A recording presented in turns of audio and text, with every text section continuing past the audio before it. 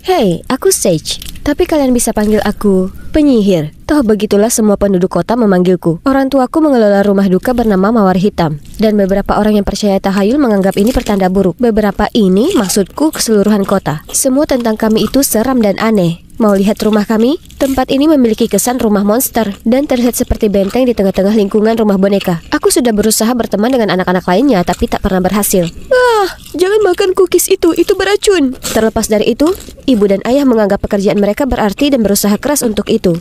Ya, mungkin sedikit berlebihan. Kurasa alasan mengapa mereka begitu emosional adalah karena mereka tahu rasanya kehilangan seseorang yang mereka sayangi. Adik perempuan kuliah hilang, dan itu semua salahku.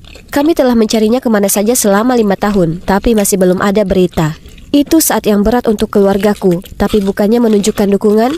Para tetangga menyebarkan rumor tak jelas soal hilangnya Lia. Beberapa mengatakan iblis mengambilnya, lalu lainnya mengatakan kami mengorbankannya selama ritual setan. Orang-orang tak berperasaan ini tak pernah mengubah pikiran mereka tentang kami, jadi kami putuskan mengikutinya saja. Inilah kenapa tak ada yang berani menggangguku selama mereka tak mau dikutuk. Aduh, maaf Nona, kami hanya berusaha menangkap burung itu. Tolong jangan kutuk kami.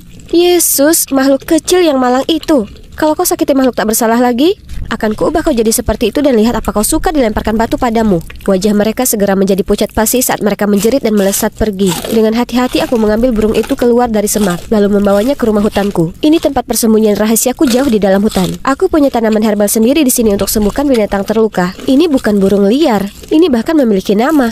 Pasti punya seseorang. Baiklah Sky, jadi kau suka menyelinap ya? Dunia di luar sana berbahaya. Sebaiknya aku membawamu pulang. Kuikuti alamat di penanda Sky dan membawanya ke sana. Kurasa pemiliknya tak akan senang jika melihat seorang penyihir mengutuknya. Jadi sebaiknya aku tak menampakkan diri. Tak seorang pun ingin berurusan dengan seorang penyihir. Tapi tak peduli betapa menyebalkan atau ketakutannya mereka, aku hanya tak peduli. Punya tempat sendiri, keuntunganku sendiri. Tapi kemudian, entah dari mana, seorang pria menjatuhkan diri duduk di kursi seberangku. Beraninya dia. Aku bisa rasakan matanya mengintip ke arahku. Satu lagi orang bodoh yang ingin menguji keberaniannya.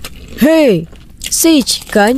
Kita ada di kelas sastra Inggris yang sama. Tapi kalau kau tak tahu, aku Mark. Kenapa aku perlu tahu namamu? Oh, Aku cuma mau. Kalau kau tak ingin kena diare, kelumpuhan saat tidur, atau ruam kulit, jangan pernah bicara padaku. Kemudian aku berbalik untuk pergi, tapi tersandung sesuatu dan terjungkal. Kau tak apa?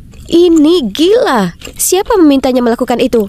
Lalu aku pulang mendapati kerumunan yang marah di depan rumahku. Suara menyeramkan itu membuat kami terjaga di malam hari. Ilmu hitam macam apa yang kalian praktekkan? Ilmu hitam kalian membuat alat pengeritingku terlalu panas dan membakar rambutku.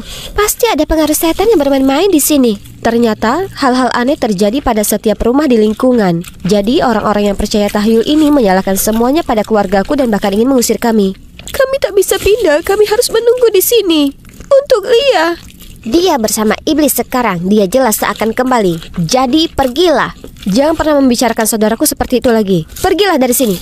Kebetulan terdengar suara gelegar guntur yang keras tepat pada saat itu.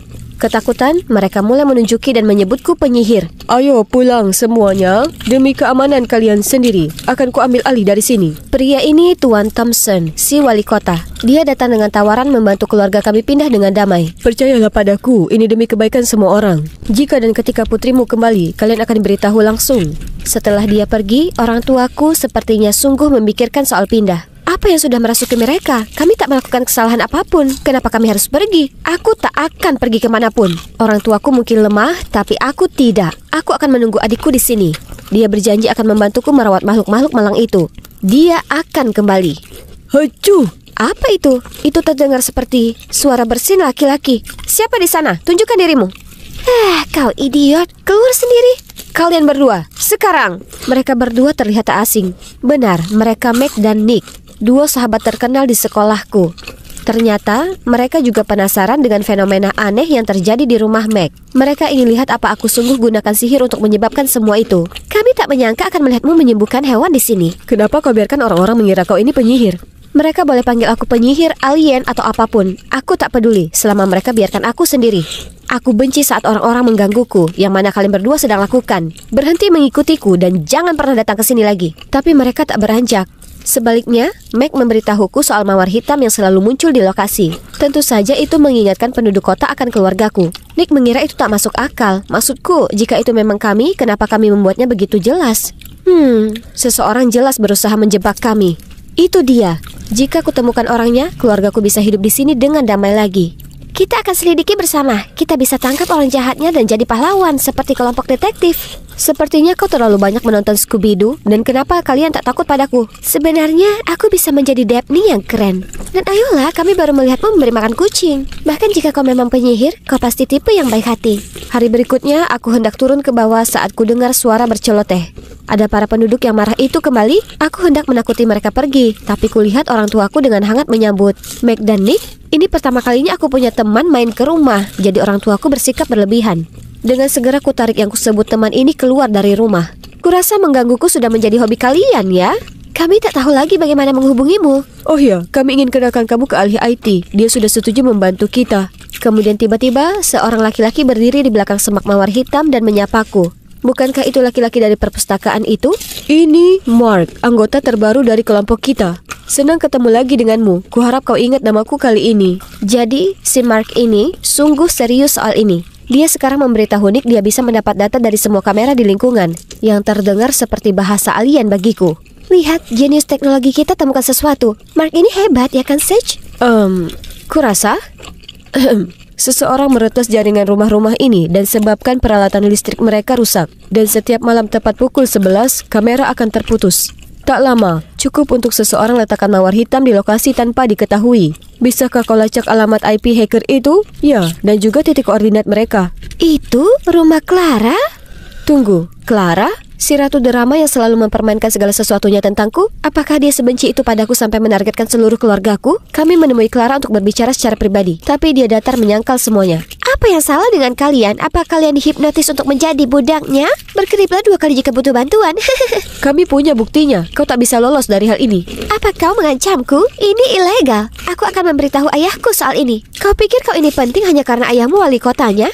Cukup penting bagimu untuk berhati-hati. Dia adalah putri wali kota. Kenapa bersikap sombong begitu? Semua orang di sekolah ingat bagaimana dia permalukan dirinya sendiri tahu kalau setelah Mark menolaknya. Kalian mungkin tak tahu ini, tapi Mark cowok paling populer di antara para cewek di sekolah kami. Tak masalah. Aku tak tertarik dengan cewek-cewek seperti itu. Kau bahkan tak perlu menjelaskan dirimu sendiri padaku. Aku bahkan tak peduli. Suasana seketika menjadi canggung yang aneh. Nah, sekarang satu-satunya cara membuntuti Clara dan menangkap basah dia. Tapi kita sudah duduk di sini selama sejam dan tak ada apapun yang terjadi. Skema pengintaian ini sangat konyol. Aku hendak beranjak saat Mark menghentikanku. Seseorang keluar dari rumah Clara. Kena. Masih mencoba menyangkal sekarang, Clara? Mark melepas maskernya. Tapi siapa pria ini? Dia akhirnya meloloskan diri, kemudian menyerang Mark lalu lari kabur. Kami hendak mengejarnya saat Mark berteriak kesakitan. Meg dan Nick menyuruhku membawa Mark pulang sementara mereka mengejar pria itu. Aku membawanya pulang. Rumah ini terlihat sangat familiar. Oh, ini adalah rumah pemilik Sky, burung yang kuselamatkan. Mark menjelaskan dia sudah melihatku membawa pulang Sky dan terkesan dengan catatan cara merawat lukanya. Aku tahu semua orang salah paham terhadapmu, jadi aku ingin berterima kasih dan menjadi temanmu. Aku bukan seseorang yang bisa berteman. Kemudian aku cepat-cepat pergi. Hari berikutnya, Mark membantuku mengatur pertemuan dengan Clara di kafe di mana dia bekerja. Saat Clara mendengar tentang pria yang keluar dari rumahnya kemarin malam, dia tampaknya terguncang dan berkata kalau dia mungkin salah satu staf ayahnya.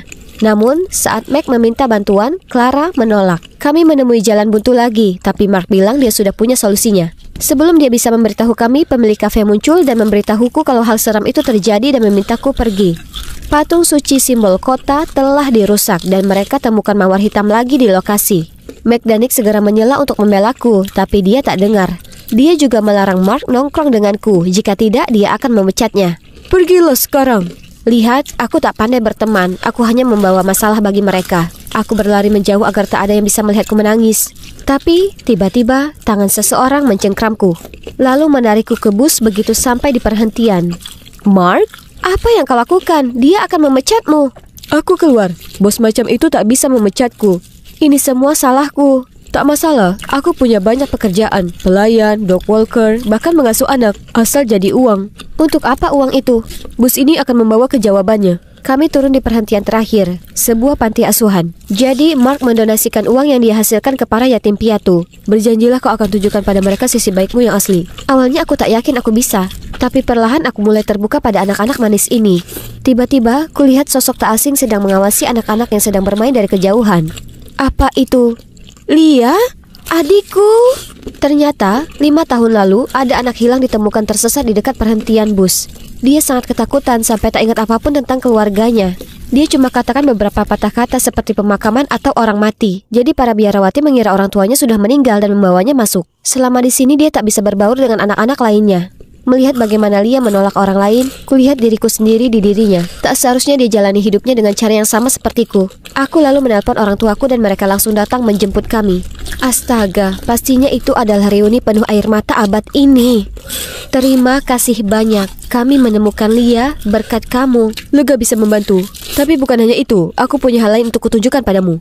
Karena ternyata Mark menyadap telepon Clara di kafe. Merekam panggilan teleponnya ke ayahnya, mengeksposnya sebagai pelaku di balik kemalangan kota. Ternyata Pak Wali Kota ingin bangun mal perbelanjaan, tapi ia butuh bersihkan ruang untuk itu. Dengan nama buruk keluargaku, ia memainkan trik seram ke penduduk kota untuk menakuti mereka agar menjual rumah mereka dengan harga murah. Saat Clara tahu kebenarannya, ia mohon ke ayahnya agar menghentikannya, tapi ia menolak. Meg dan Nick memposting rekaman itu di internet, menyebabkan kemarahan di kota kami. Polisi menangkapnya dan nama keluarga kami jadi bersih. Semua tetangga meminta maaf pada keluargaku karena membiarkan takhayul membutakan mereka. Orang tuaku jelas tersentuh, jadi mereka memaafkan mereka semua dan mengadakan sebuah pesta. Jadi keluarga kami berkumpul. Tak hanya kutemukan adikku, tapi juga 3 teman baik. Ya, mungkin 2 teman baik dan 1 yang lebih dari sekedar teman.